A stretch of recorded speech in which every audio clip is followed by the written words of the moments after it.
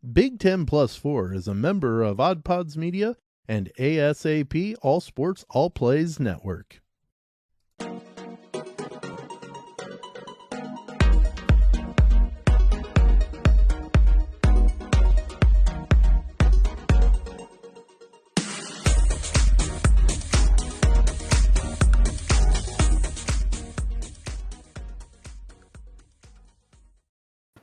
Hey there, and welcome into Big 10 Plus 4 college sports with a blue-collar perspective, blue-collar and blue blood here in the Midwest. I'm Dalton Shetler, Tony Hollinsworth, Sam Sprunger. Merry Christmas, happy holidays to you all. I'm glad to be back with you guys. It's been a week for me. About time, jeez. I know. Tony's been doing nothing but complaining. Mm-hmm. Where's Dalton? Where's Dalton? And I'm like, dude, come on. He's got all these vacation days. I don't understand.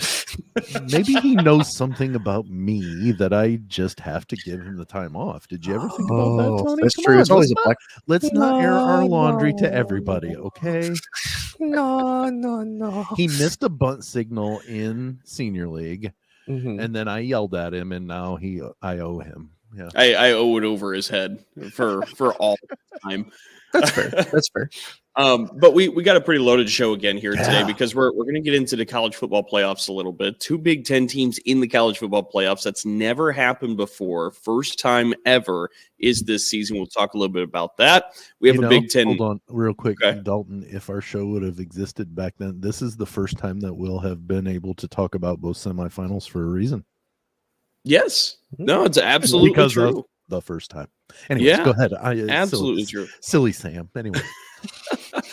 We do have a Big Ten bowl game in pocket that we'll recap a little bit later in the show. And also, we're going to be taking a look a little too early at the way too early bracketology done by Mike Decourcy, who's one of the best when it comes to doing this and just evaluating college basketball in general. So we'll get into that a little bit, as well as both men's and women's Big Ten basketball is really starting to go into full swing. I think Big Ten action picks up tonight for women's basketball, and the men will pick up as we kind of flip the calendar into 2023. This is the final show for the year. That's right. Well, we got Fridays too. Remember, Friday. You're not here for that one. So my final show for the year. So that's there how we go. We'll couch that. Go. This is the final week. Final week. That's how we were presenting it. I was trying to remember what the notes were. Do we need to play for Dalton the?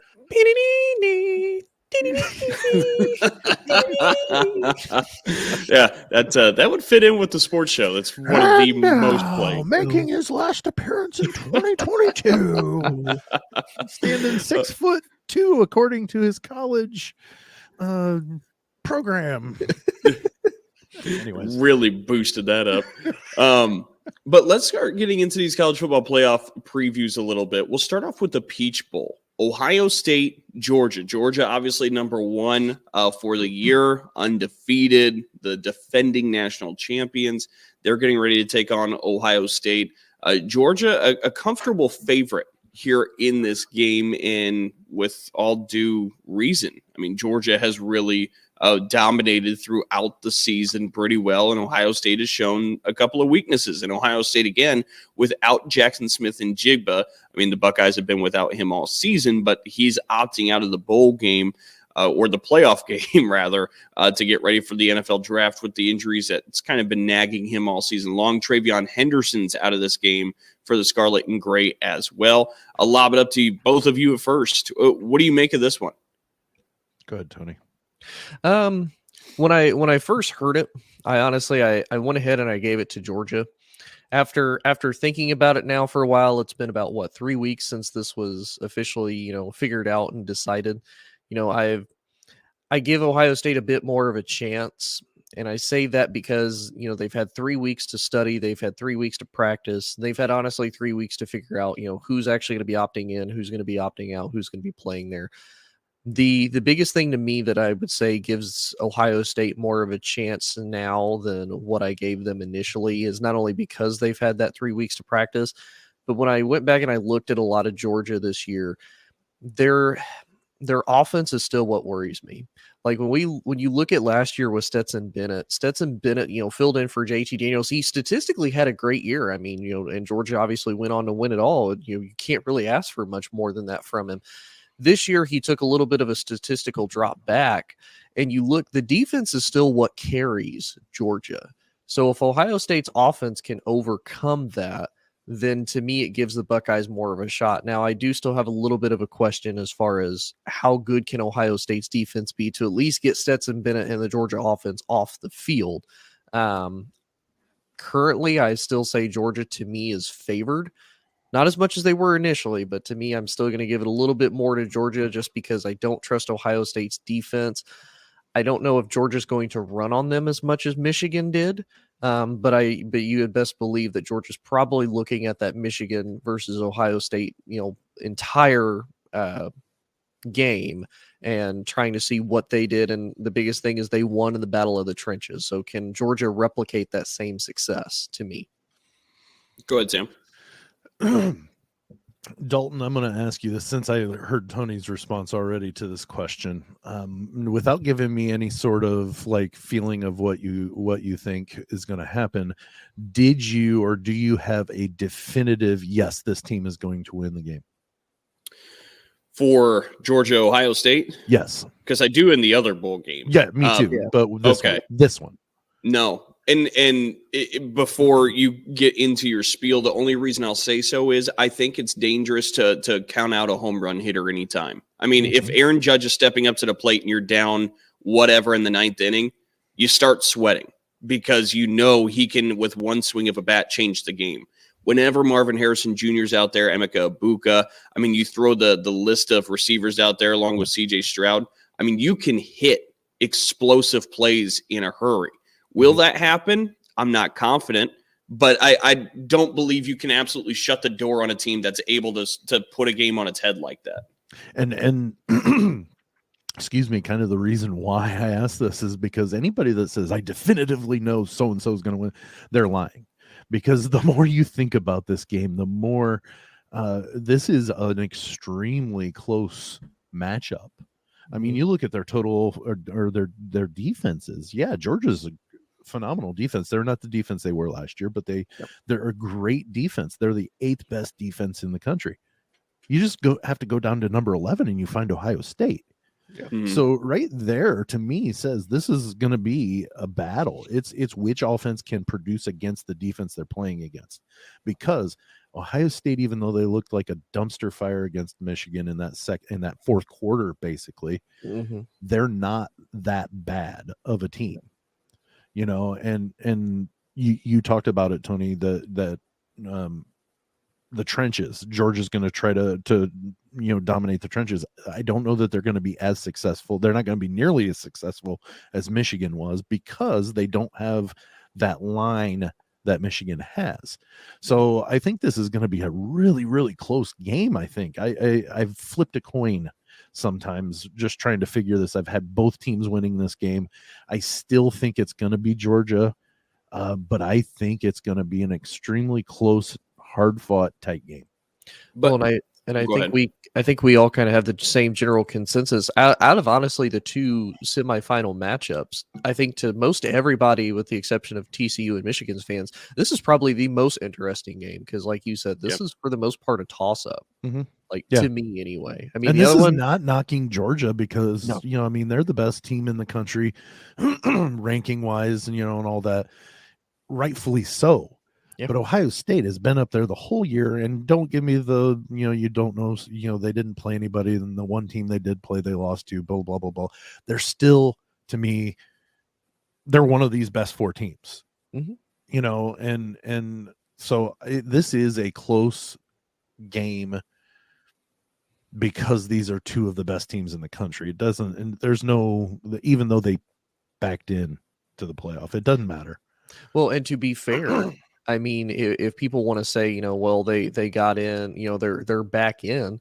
Okay, well, at the end of the day, they're still one of the top teams in the country. I mean, you look at the other team that they basically replaced, they also had 1 loss, and then they lost another one in their championship game. Now, I know we've talked about whether or not that should actually count or not. Well, it does. It does. At this time, it does. So I just think that's that's a talk for a different day. Yeah.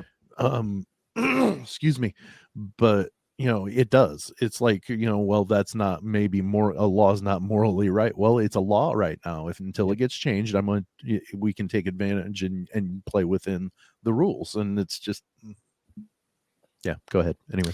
Well, I got a couple of things to mention because we talked about the trenches there, and you mentioned how strong Michigan's is, because I do believe Michigan has the greatest offensive line in the country. Yeah. But if there is a number two, and really I do think they do almost rival Michigan, it is Georgia. I mean, sure. Those two teams were up for the Joe Moore Award for the best offensive line in the country. So I do think there's a little bit of a carryover from there.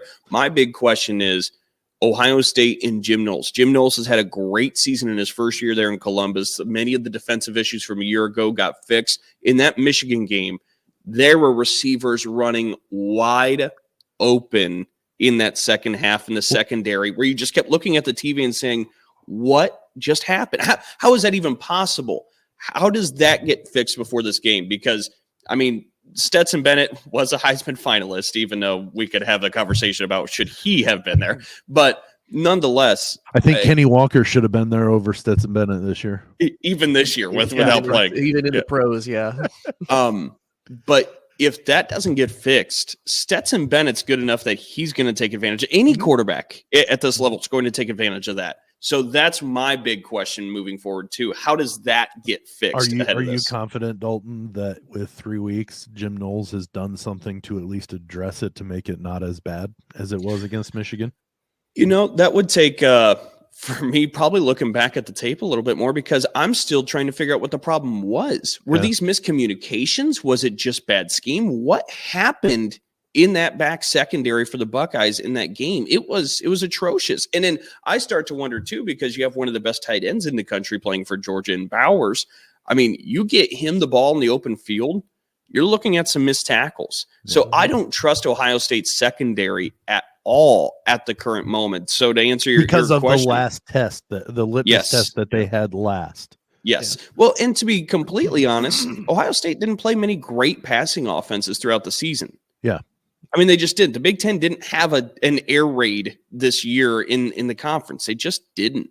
So I don't know. I suppose I can only go off of the one good passing attack we've seen, and that was, I suppose, Michigan, which is really no more for running the ball, but they were able to have so much success throwing it against them that I'm just going to kind of shudder with confidence there. But like I said, when you can throw haymakers like Ohio State can, they're still not counted out in this game. When you can flip a game with all those explosive plays, you got a chance. And this is what Ohio State's been building for. I mean, the last couple of years with the losses to Michigan, it's made everybody kind of question and wonder. Ohio State and Ryan Day started to mold their team to beat the Georgias of the world, not the Michigans of the world. And they're trying to find a way to kind of ride that wave where they could do both things. But I'm not sure that they're ready for it yet in this game against Georgia. Which is more important for them? Well, I would say at the current moment, it's been the national championship race, because the last time they had lost to Michigan before last year was 2011. So I think it just at some point became kind of a taken for granted thing. That's my point, though. Which way are they going to concentrate now that they've got, like you said, the skis going in the different directions? Which way do they concentrate on? Because you're gonna run yourself thin both places and fail in both places. Yeah, I was gonna say, if you lose to Michigan 2 years in a row, and you hear some folks from the state up north and the team up north, as they call it, if you hear that chirping for a couple of years, I think priorities might change a little bit to focusing there. Yeah, but also I've never been in the position to worry about national championships over beating IU. Right. But I mean, think about it too, though. I mean, if you're a Buckeyes fan, and this is all hypothetical, say the Buckeyes go in, they beat Georgia, and then I could see it happen. And I think we all kind of have maybe the same general consensus. We think Michigan is going to beat TCU. We'll dive into that, here in a little bit. And they face for the national championship. Well, I just took up a whole segment right there in one sentence. Great. Right. And Ohio State wins. Not only would you have bragging rights because you beat Michigan, but you always want to beat your rival, but it's so much better to say, yeah, you got the win against us, but we won when it mattered most. Like, at the end of the day, we're the champs. you guys are still sitting home on the couch. Bye-bye. A little bit like North Carolina beating Duke in the Final Four last year, where that just got to. I mean, North Carolina knocked out Duke in the NCAA tournament in Coach K's final year, and they spoiled Coach K's final home game at Cameron Indoor. It doesn't matter what Hubert Davis does for the next 10 years. He's never buying a meal ever again in Chapel Hill. Nope. It's such a phenomenal stretch. That's finality. Like it doesn't matter what he does the rest. Like he went from number 1 to out of the rankings. They still are like, oh, we love Hubert. Is there, let me ask this too, in Tony's hypothetical that Ohio State wins and Michigan wins, has there ever been a game that will have a bigger buildup to it than a Michigan-Ohio State national championship game in college football? Can you think of any game that built up? I remember Alabama, and part LSU of it, wasn't that big of a buildup. Georgia, Alabama wasn't really a huge. I mean, it was built up, but we knew that was going to happen though. Like when we saw the rankings last year, we saw they're also not natural rivals either, though. No. I mean, they're SEC rivals, but they're ones they face if one wins the East and one wins the West. It's the only time they play, so it's not a built-in rivalry a year in year out like playing for some sort of a trophy. You know, it's not named the game. You know what I mean? So like this would if hypothetically both the Big Ten teams win and they play in the national title game, it would be the equivalent. Remember back in the early 2000s when, and Dalton, you probably vaguely remember this, right? And Tony, you too. I guess you're considerably younger than I am too. But they talked about like when the droughts for the Cubs and the Red Sox would end, and they said, "Oh gosh, they're going to end up playing each other, and it's going to be the end of the world when it happens." I think that's kind of I don't want to live in this area if that happens. Well, when the Indians met up with the Cubs, that was not too far off. Not too far off, but it wasn't that, almost Correct. 100 each way. Mm-hmm. But like, this isn't the same because of a drought, but like that buildup is just, I don't know what it's going to be like if they both win. I remember the USC Texas National Championship having quite a bit of preview, but it wasn't because of the rivalry and didn't have necessarily the animosity. Involved. The Vince Young thought he was got the shaft for the Heisman. You had Reggie and Matt Leinart on the other side, and I think Lendale White was on that team, USC. Yeah, sure was. Like they were so stacked. Oh, they were. And that was a buildup because of just the immensity of the players on the teams individually, I think. This one would be just monumental because of the rivalry, then throwing the players on there and then throwing the coaches on there, then throwing their history on there. It would be insane. You know what? I think really if we're trying to find a comparison to it, you'd have to look at the regular season and maybe, at least from a Big Ten angle, you go to 2006 when it was number 1 versus number 2, Ohio State, Michigan. Like, I think it's a regular season type of game, which kind of tells you how lackluster postseason college football has been for the most part. But it's interesting to think about. You think about it historically, when there was no BCS or CFP, it was just wherever you ended up in your bowl game. Yep. Your conference alliance. Then it went to BCS. Now there were only 2 teams that mattered. Now there are only 4 teams that matter. And how many times do the natural rival from the same conference make it to the playoffs and potentially? This is probably the first time that there's been a potential major rivalry. Yeah. That could happen in the national championship game. And plus, I mean, you look at it too, for what, the last 10, 11 years, it's been darn near the same 4 teams in the playoffs, just about every single time. Michigan made their first appearance last year. So it's, you couldn't have that. Now both of them, have made it. And in the best seed rankings too. Cause I mean, if Ohio State and Michigan are, 2 and 3, they're playing now, they're facing off, or if they're 1 and 4, they're faced off. So, I think they did. I think that was part of the voting process. I think Ohio State would have been number 3. Yeah. It was set up nicely after Michigan beat Ohio State. It was set up nicely because Ohio State dropped to 5, and it would have it just flipped. That's all. It didn't flip. USC dropped, but they just because they weren't going to have back-to-back games of those two playing each other. And what could that mean for a national championship game if we get it? We are kind of just waiting in anticipation to see if we can't get there. But let's go ahead and move to the second quarter so we can get to the other preview. I suppose we can do that. All right. In the other game involving a Big Ten team, we have Michigan and TCU in the Fiesta Bowl. Michigan comes in undefeated. We talked about the offensive line. There's been so many strengths about Michigan. The big thing, though, for the Wolverines, you're going to be seeing a lot of Donovan Edwards back there in the backfield with Blake Corum's injury. TCU coming with a Heisman finalist in Max Duggan, also one of the better receiving corps in the country. The Horned Frogs only suffered one loss. That was to Kansas State in the Big 12 championship game. But this is a TCU team that never really dominated throughout the season. They just found ways to win games. Even if it's a fire drill in the final seconds where the kicker runs out with no time, he sprints out there, boots one through, and TCU continues to win. They just found ways to win games. But do either of you believe TCU can find a way to win this game in the Fiesta Bowl? No. And the reason why I will still to this day believe that defenses will win you championships or can get you championships over a high-powered offense. It just is my firm belief. I've seen too much of it happen.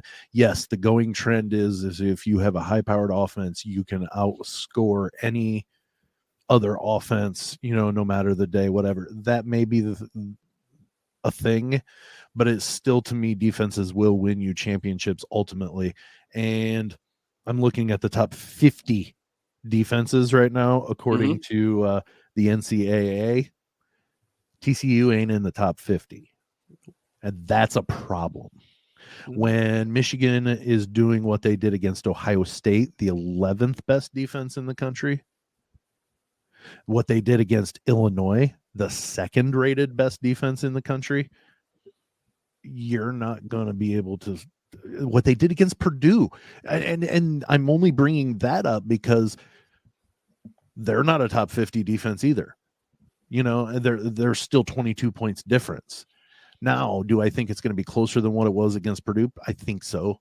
But I have no worries at this moment that me saying Michigan's going to win this is going to be wrong. I don't see it. I like TCU. I really do, but I just don't see it. Heck, I might even be rooting for him. Right? Maybe. I'm not gonna tip my hand, Dalton. Not that all of us here maybe don't have a reason to root against Michigan, albeit team alliances and fan favoritism and whatnot. I grew up in the Fab 5 days, Tony. True. Feels like every generation has their own reason for not rooting. But yet one string is like it's dislike for Ann Arbor. Go ahead, Tony. To me, kind of like we talked about with Ohio State and Georgia, Michigan's going to control that trench. I mean, they have one of the best offensive lines. They've had the best offensive line for the last 2 years. I mean, it's just getting better constantly. They're getting transfers in through the portal and whatnot, just bolstering that offensive line. And like Dalton said, they didn't dominate anybody. They're just finding ways to win. And a lot of it is, other teams are just making mistakes and TCU is capitalizing on them. Mm-hmm. Michigan's not going to do that. Michigan will beat you down using a run game. Now they're going to use a little bit more of a passing game, as we found out against Ohio State, which is what I think caught them off, is the fact that Michigan said, oh yeah, we probably can throw the ball. We do have a quarterback that can throw maybe a little farther than what we expect him to. And this is the same with their defense. I mean, this defense isn't what it was a year ago, but this is a defense by committee that has still been extremely productive and has still been able to go get the quarterback and make stops. So for me, same thing. I like TCU personally. I think Max Duggan should have won the Heisman, especially as much as he's carried TCU all year. He started out the year having heart surgery and then ended up actually being able to come onto the field and play. And even against Kansas State, to get him into overtime, the kid is literally gassed, like on the field, getting people away because he can't breathe, because he just carried all like 93 something people that are on that football team on his back just then. And, even got him into overtime. So I I would love for TCU to get the win. I like that TCU has started to really get this build up. They've gotten a lot of big news as far as, 5-star prospects coming in, people transferring into TCU. But just looking at what Michigan has, Michigan to me, I'm not going to say Michigan's a little bit more battle tested, but I do give them the edge in the fact of they did stifle a top offense in Ohio State and a top defense as well. So to me, yeah, I want TCU to have a chance. I think they'll play the entire game. I don't think there'll be any point where TCU just kind of gives up, but I do still think this is going to be a Michigan win regardless.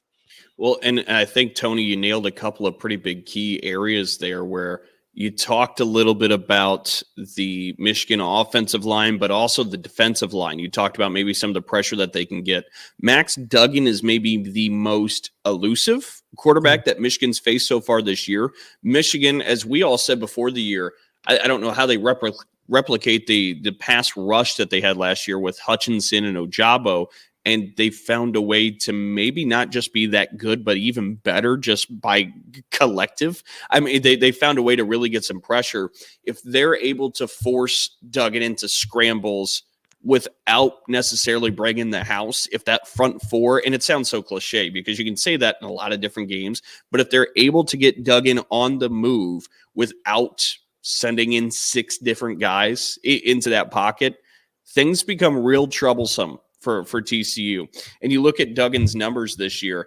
This is much to the point we were just making. If I look at 24/7 Sports, Duggan had 97 non-sack carries this year. So 97 actual rushing attempts, 580 rushing yards off of those, 6 touchdowns. 242 of those yards are after contact. So this is somebody who can scoot a little bit for the Horned Frogs. And if he is able to do so without really feeling the pressure, I think that's where the game maybe tilts a little bit for TCU, but I'm not sure that I see that happening. Question, and I know we're running a little bit up on the half, but this is a serious question. Is it possible? Serious answer. I don't want to give too much credit, but is it possible that the coaching staff in Ann Arbor knew that McCarthy could throw this well, but they have such a dominant running game that they're just like, you know what, we're going to put that in our pocket until we need it? Go ahead, Tony. You would think. I mean, JJ McCarthy is a 5-star prospect, and that was the big conversation that we even had at the beginning of the year when they said, Jim Harbaugh won't name a starting quarterback. Okay, well, it's going to be a quarterback competition between Cade McNamara and JJ McCarthy. So, our first thought is, okay, what is JJ doing or not doing that you don't feel comfortable enough handing over the reins? And of course, Cade was the one that got him the Big Ten championship last year and beat Ohio State last year. So there's a lot of questions behind that. I do think that they know. I mean, they have more insider information on that than anybody else is going to in the country. Right. But did they hold on to it, not wanting to show it off too much? Because then going into Ohio State, that was a question: is can McCarthy throw it? Well, I think consistently on a distance, and he did. I think it was wide open receivers, but it's still, he's still got to be able. Was Ohio State so convinced they weren't going to go deep that maybe that was part of it? They didn't they concentrated so much on stopping the run game and that McCarthy wasn't going to throw over us that they left receivers wide open. See, that's my thought. Is I think Ohio State just kind of overthought and out schemed themselves in the matter of, we think that they're only going to run it. They're not. There's no way they're going to throw it. And honestly, to me, I think this is also Michigan showing that they have done a good progression with JJ, because we had a lot of questions with JJ last year when he was filling in for Cade McNamara on some situations where they'd have JJ in, they'd have Cade in. Jim was trying to make the 2 quarterback system work, and he finally stopped trying to do that. I said, I'm not trying to give too much credit, Dalton, to that guy up there, because I think he's in Denver next year anyways. So, well, don't go to that dumpster fire. Don't do that. Well, and if you want to know what I think about this one, I think for the most part, and I don't mean to oversimplify it, I don't think they needed a pass all year. Yeah, I mean, which kind of shows how getting at. They didn't show their hand because they didn't need it. We're I don't gonna even keep it know in if our it's so pocket much. until- I don't even know if it's so much just focusing just on that Ohio State game. It could be part of it, but I think for the most part, I just pulled up the numbers. They averaged nearly 6 yards a carry for the season as a team, not just an individual running back. The team averaged 6 yards a carry. They just beat the crap out of everybody they played, and they never really had to. And look at the non-conference. The non-conference is so weak with UConn, Hawaii. I mean, it was really, really weak. And the Big Ten had a bit of a down year in football, and that's fair to say. And that's what I was kind of getting at was they could look at their schedule and say, okay, the first time we're really going to need to probably show it off, if at all, is going to be the last game of the season. We'll prep it in case we need it. But we're not going to show it off until we absolutely have to. See, now that they opened it up against Ohio State, now Georgia's got to worry about that deep ball now. See, and maybe you're right. TCU, sorry, not that this was a strategic ploy to keep it kind of close to the vest. I just think it's a run-first team that we're seeing Jim Harbaugh back to the Stanford days, back to the San Francisco 49er days, and they say, hey, we're just going to beat you up, and nobody ever had an answer. So they said, keep hitting. And that's another tentacle to it is we're going to go my style, but hey, guess what? We've got this wild card too that we can throw out at any point. Yeah. What's so fascinating to me, and this is kind of segueing away from the topic you picked, but speaking of Harbaugh and the run first style, because this is where he had the success with the 49ers. This is where he had the success at Stanford. This is when he was able to have run heavy teams. I don't understand still how this group went from in 2020 getting ready to fire Jim Harbaugh, matter of fact, reducing his contract down, the amount of money he was making, to all of a sudden rattling off back-to-back Big Ten champs where Jim Harbaugh ends up having his style. Maybe it's just the fact that he's finally has some quarterbacks that can help support and complement in different ways, because they went through a little phase with quarterback play being just kind of dismal, and maybe that just kind of kept it away. But the stretch from 2020 to 2022, not just to win the 2 Big Ten titles, but to become this powerhouse rushing game, it's kind of amazing to see. Well, and I think it is crazy that like you said, in 2020, I was pretty confident that he was going to the NFL that year because they didn't want him. They were wondering whether they wanted to keep him around for the last year of his contract. Yeah. Like that. Yeah. That's what they were reduced to at that point. Now all of a sudden they're, number 2 team in the country, and a lot of people are saying they're the one team that can beat Georgia.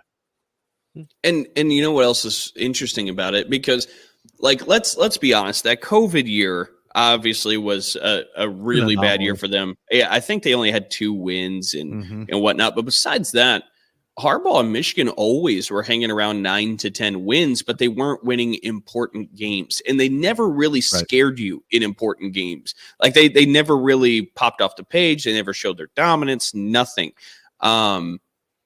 For that to be all of a sudden changed, that's what I'm kind of interested in. And when you look at the timeline, like if we look back years down the road and we're like, okay, they couldn't win against Ohio State and they struggled against Michigan State year after year through this period. Then they got to COVID. They're ready to fire Jim Harbaugh. And then boom, Big Ten title, going to the college football playoff and trying to win a national championship. It's simply amazing when we look back at it, how he was able to turn it around so quick and win that it did take a turn. Well, you got to think too, complacency builds a lot of bad habits. And I think Jim just started to get a little bit too comfortable. Like, oh, they won't fire me. Like I have turned Michigan, back around, they're like Dalton said, they are competing, we just can't get past the big games that matter most. Now they're probably like, hey, Jim, you're probably going to get fired. He heard it. He probably heard the whispers, and just like everybody else, he sees TV, he listens to radio, he does all of that. So Jim is probably like, I should probably relight this little fire I got underneath here before I'm, fired out, and then I'm having a job hunt somewhere else. So, and especially, you look at it. What's probably worse than getting fired from your alma mater, like the home school to get fired from? Ask Scott Frost. Exactly. Ask Scott. How does Scott feel about it? I mean, That's a good point. Now, to be fair, Scott's still making like buku money. Like I look on Indeed every single day to see if I could become some type of a head coach somewhere, just so I can get fired and be set for like 30 years. But I'd be okay with it. We can go 0-16. I don't care. I'm getting paid buku money. Oh, that's right. All right, let's go ahead and move now to the second half. It's a short halftime. You are listening to Big 10 Plus 4, hosted on Anchor and StreamYard. Hey, I'm Pantsless Aaron. This is Stevie. And I'm Augie. And we are BFYTW, a podcast all about playing games and having fun. Our games are usually based on British panel shows and game shows, but we'll play anything that captures our attention and imagination. Why? It's right there in the title. You'll never guess what the F stands for. Back with the second I half. know what the F stands for. Fun. It's always fun. Yep. All right, third quarter here. We're going to keep it a little bit shorter here in this third. We're taking a look back at the Guaranteed Rate Bowl. Wisconsin and Oklahoma State last night finish up. Wisconsin gets the win 24-17. Luke Fickell does what so many coaches don't do when they just get their new job. He actually coached in this bowl game, was a little hands-on. A bit interesting. Nonetheless, it ends up in a pretty big win for Wisconsin. Jumped out to an early lead, hung on in this one. The Badgers decide to go with Chase Wolf at quarterback. That was a bit of a conversation. Do they go with the underclassman, the freshman? They decide to go with the veteran and Chase Wolf. Maybe part of that is that Nick Evers is landing to Wisconsin in the transfer portal this offseason, and maybe Wisconsin feels like that could be the guy that they end up going with later on. But really, this was about the rushing attack. Malusi and Braylon Allen, nearly 200 yards combined on the ground. Wisconsin gets the win. What stood out to both of you about the Badgers, I guess, in Luke Fickell's first game, air quote, getting the victory? Unless he got the blessing from the players that were going to be leaving. It feels weird. Mm-hmm. I'm not damning him because it's his program. He can do it. It just feels odd that you would do that. And maybe he adopted all the terminology and everything for this one game for everybody that, and slowly is transitioning or something. I don't know, but it just feels weird. But hey, it is his program, like I said, so he gets to choose. I think Wisconsin's going to be good next year. I think this year was an anomaly. And honestly, I don't know that it mattered who the coach was going in next year. I think they were going to bounce back in a major way. And honestly, I think with the way that it appears that they dominated this game and just kind of always had Oklahoma State at an arm's length, shows that they've got the horses there. And then, like we've said, you're adding more to it next year. I think they're going to be a favorite in the West. Tony?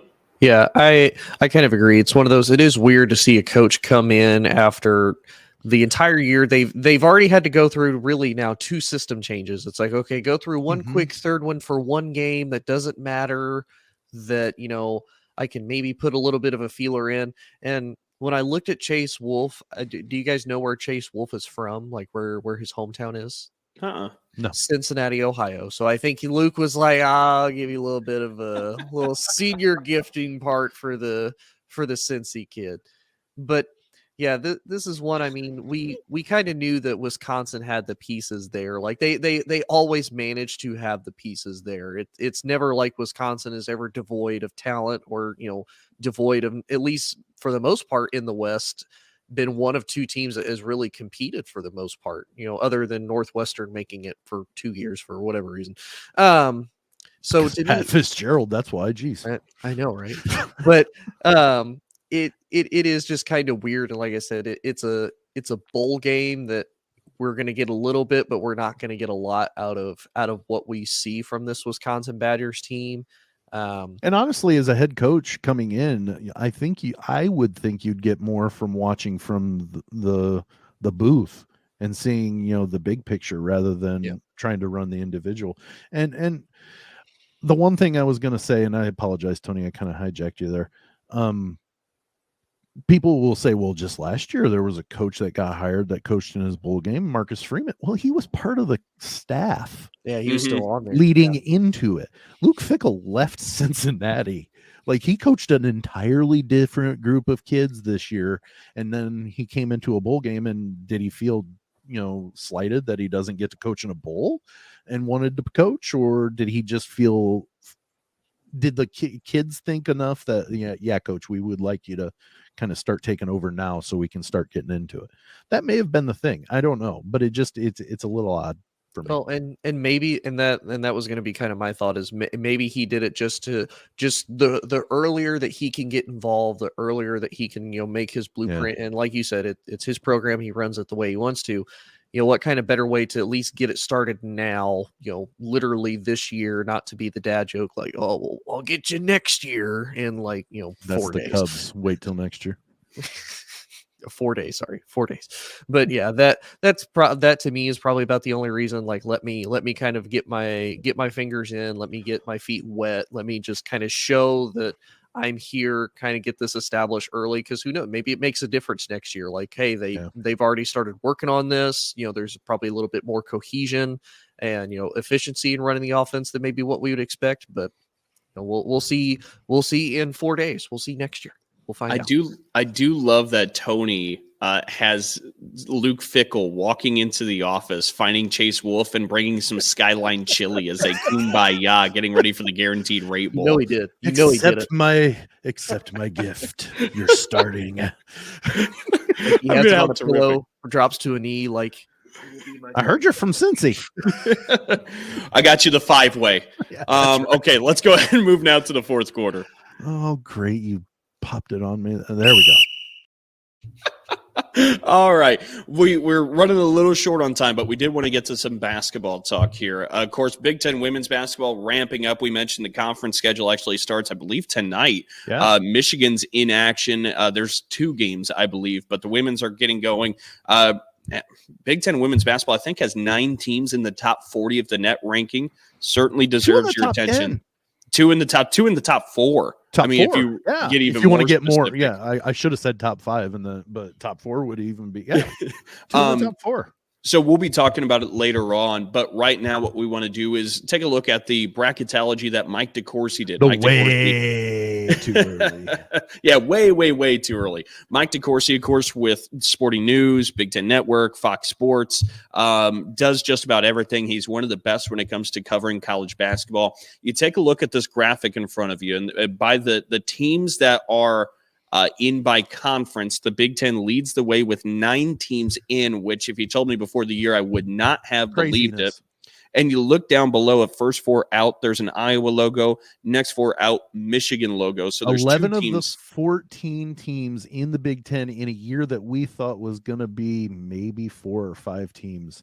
We're looking at 11 of 14, granted, before the new year, but still, the first prognostication is this could be an historic season for the Big Ten.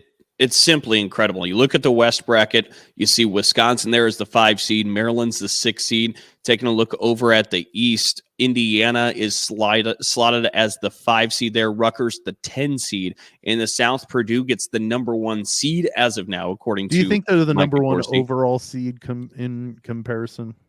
At this point, yes. At this point? Yeah, at this point, I would say absolutely yes. And quick thing, then, and it was always kind of my idea that they tried to reward the number 1 overall seed with the most friendly region. Mm-hmm. The South doesn't seem like it'd be the most friendly for Purdue in like location. Wouldn't Midwest be more apropos for the number 1 overall seed if they reside in the Midwest? It's a good point. Maybe they've got Kansas as number 1 overall. Yeah, I mean, yeah, but I mean, to me, honestly, looking at it, I would honestly say maybe the East or the West, because you look at the Midwest right now. You've got Houston you'd have to face. You've got Xavier. You've got Duke. Right, but what I'm saying is they normally because they slot the number 1 overall seed first. Right. So they put them in the region that fits that maybe is the closest for them to travel. And maybe the South is maybe in Memphis and the Midwest is in Kansas City. Right. So, I mean, maybe it is further away from West Lafayette. So maybe it does work out. but it's just it's not that big of a deal. It's way too early. This is probably going to change. The Big Ten will end up with 3 teams in March or whatever. But, And I don't know what cities are there for the first round, to be And honest. I that's- haven't gotten yeah. that far Well, ahead. we know that they do the pod system thing where Yes. you've got different regions in different sites at the first 2 rounds. But then after that, you go into the regional play the second weekend, and that's why I'm thinking maybe the South is closer to West Lafayette if Purdue is the number 1 overall seed in this forecast. Full bracket. Let's keep highlighting some of the Big Ten teams real quick. No, you're absolutely fine. Staying in the South region, there's 6 seed Ohio State. We'll move to the Midwest here to get you the final 3. Michigan State, the 9 seed in the Midwest as of the moment. Illinois, the 10 seed. And how about this? Micah Shrewsbury, as of right now, according to Mike Decourcy, has Penn State an 11 seed in the dance coming this March. We That's weren't seeing that incredible. at the beginning of the year. No. And to be honest, I liked the team Penn State had. I thought they could be under the radar, but to actually see them projected in while you're looking at Iowa and Michigan being projected out, that's incredible. That's not a first 4 seeding either. That's they're in seeding. Yep. It's simply remarkable, and it is a dangerously good team. It's going to be a lot of fun. If you haven't watched a ton of Penn State basketball yet, between Seth Lundy, Miles Dredd, they are veterans and they are fun to watch. But the one thing I did want to make mention, because I saw if this happens, it would be kind of humorous to me, and I don't know why. But the 11 seed in the East game, the first 4, he's got Utah and Utah State. How's that for your first round game? Oh, great. We play an in-state team. Great. That's terrific. You mean I'm playing Utah no matter what? You imagine if those 1 2 year teams travel to Dayton? Yeah, right. That's terrific. You imagine 1 year if Michigan and Michigan State would be in one of those, or Indiana, Purdue in a play-in game. Yeah, we talked about it with the CFP. I don't know how I would feel if Purdue and IU played in the tournament. I really don't. I imagine you wouldn't like it a ton. Well, and it happened back in, what was it, 1980? Yeah, you said it was a while. Yeah, back when Purdue went to the Final Four. Because they knocked off Mike Woodson, right, that year? Right. Okay. So yeah, it's interesting. It's happened before, but so long ago that I didn't experience it. I was very young. I was born in August of '79, so when it happened, I was only about 6 months old. But yeah, no, I think it's a little too much. Like the pressure that Duke fans felt ahead of that game with North Carolina last year, I don't care to ever experience that. I don't need that. But okay, real quick, because we only got about 2 minutes left here. We talked a little bit about Purdue, but you take a look, there's no Big Ten for having 9 teams in the dance as of now. No 2 seeds, no 2 seeds, no 3 seeds, no 4 seeds for Big Ten teams. Right. Only 5 and worse from there on. How do we feel? If you look at the rankings, it kind of mimics that. Like the AP poll, like at number 15 is Wisconsin. And number 16 is IU. Well, if you look at the top 2 seeds after Purdue, they're the 5 seeds, which are Wisconsin and IU.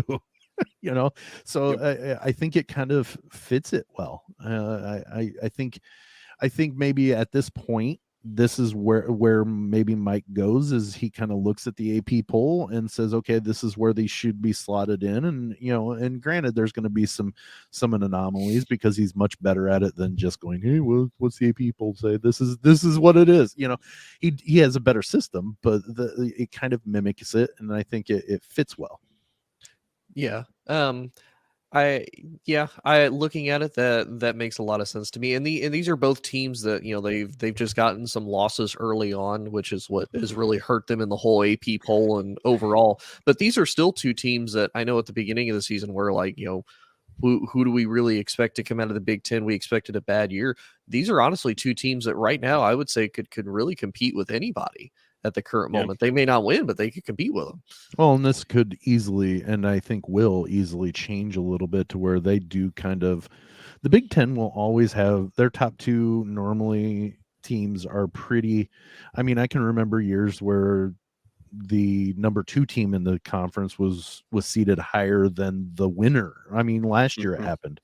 Purdue was a higher seeded team than Wisconsin and Illinois. So I think it will even out maybe a little bit. Maybe it won't, but because this may be the season that we thought it's going to turn into. But right now, I think it fits well, and it will shake out eventually. Last couple of notes before we say goodbye. You look at that Iowa graphic, and it really goes to show you that. Sorry. No, you're fine. You're fine. But that Iowa graphic there on the first 4 out goes to show you how much that Eastern Illinois loss might end up hurting them. Yeah. And also Illinois being a 10 seed just had the doors blown off by Missouri in the bragging rights game. There are problems in Champaign. Illinois, if they continue to slide, might make their way into that graphic there on the bottom right side. Those were the 2 observations. We can do away with the graphic now, Sam. Okay, fair. All right, on the way out, as always, Sam, Tony, take the baton and hit them with where they can find us on social media. All right. Well, on the Twitter and the TikToks and the Instagram, we are at Big 10 plus 4. You got to spell out the plus. Yes, it makes Tony angry, but you've got to spell out plus. Facebook, Tony, do you have to spell out the plus? You don't. You can if you want to. If you want to be extra, like if you want to be that person that gets gets like the soy. There are no milk bonus latte points with the soy milk with the non-fat whipped cream. You don't get counted cinnamon on against if you put top. the plus in like a championship Like a normal game. If person. you lose in a championship game, that counts against you. Yeah, exactly. Where else? You can also Oddpods Media. Yep, .com. oddpodsmedia.com, where you can find us. You can find other great shows and whatnot on there if you're really bored and you want something to listen to, or if you're just completely entertained and you want to stay entertained. And you can also we're the only sports show on that network, so there's lots of other topics. Exactly. So if sports isn't your thing, we got others. And we are so great that ASAP said, you know what, we're going to put you on twice a week. Ooh, Twice. Dalton's only on once. I know. that's right. Unless he They- records video. Right. And of course, if you guys want to see us and all the kooky stuff that we may or may not do on show, we plead the fifth on that because we'll deal with that on a later date. Video evidence exists, Tony. I know. You can find us on Spotify as well. Okay, very good. And as always, that'll come to another end for this edition of Big 10 Plus 4. As Sam and Tony mentioned, we do have another one coming out this week. I'll only be a part of the final part of that. But Sam and Tony are going to be driving the bus throughout the entire show coming up here. As for one final time, wish you all a Merry Christmas, Happy Holidays, Happy New Year as we get ready to turn the calendar into 2023. And that'll do it for the show. Tony Hollandsworth, Sam Sprunger, I'm Dalton Shetler. So long. We'll catch you next time. See you later. Bye.